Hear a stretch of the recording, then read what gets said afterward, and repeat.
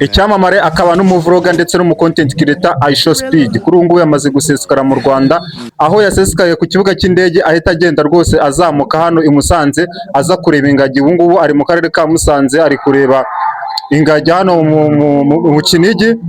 Andi makuru akomeje kuvuga kuri Aisha Speed, biri kuvuga ko banze ko akora live streaming nk'uko asanzwe abikora nk'ibisanzwe ahantu hose aba yagiye gusura mu Rwanda, bakaba babyanze bavuga ati mu Kinigi ntabwo byemerewe gukora live streaming, ahubwo urafata video zijyanye uzazipostinge ku YouTube channel yawe.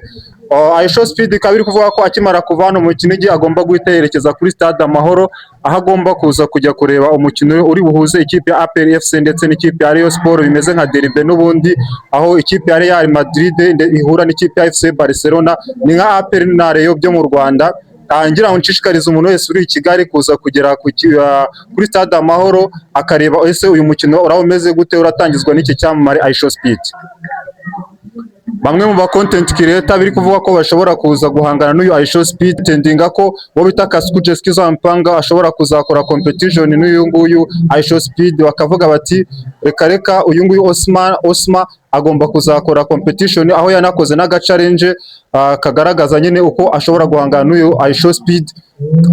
Igitegerejwe kuri ubu ngubu ese ni we mu content creator wo mu Rwanda ushobora kuza gutanga show ari guhangana n'uyu Aisha Speed w'icyamamare mu bintu bijyanye no guhangana, aho twabonye nko muri South Africa aho yahanganye n'umugore bakurura imodoka, tukabona muri Zambia aho Aisha Speed yateruraga ibipine.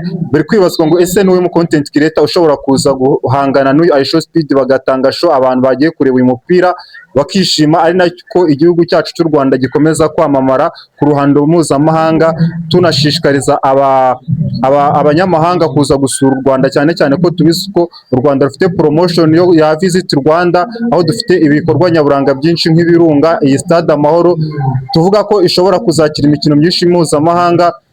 Urumva nta amahirwe rero kuba twakiriye umuntu ukomeye nk'uyu nguyu Aisha Speed ukurikiranwa n'abantu barenga amamiliyari ku rubuga rwe rwa YouTube, Instagram ndetse na TikTok, even Facebook. Murumva ni ibintu byiza cyane, birumvikana nta amahirwe menshi ku banyarwanda bafite ibikorwa byabo bashaka kwamamaza, kuko urumva nk'igikorwa bakamamariza hano Aisha Speed hari igita kiba worldwide. So abantu mufite ibikorwa mushaka kwamamaza mugane abakuriye stade Amahoro ndetse n'abafite mu nshingano promotion z'ibikorwa byanyu mushaka kwamamaza ku rwego mpuzamahanga, kugira ngo mukomeze gufashwa kwamamaza ibikorwa byanyu. Urumva ahantu hari umuhanzi umu content creator akaba n'umuvloga ku rwego mpuzamahanga, ni ibintu byiza cyane. Murakoze n'umuhungu wanyu Zasana Sugar Entertainment, mba ngomba kubagezaho amakuru agezweho. Murakoze cyane, ejo nzabagezaho akandi kaganiro k'ibyo Aisha Speed yakoreye mu birunga ndetse nara kuri stade Amahoro. Murakoze cyane.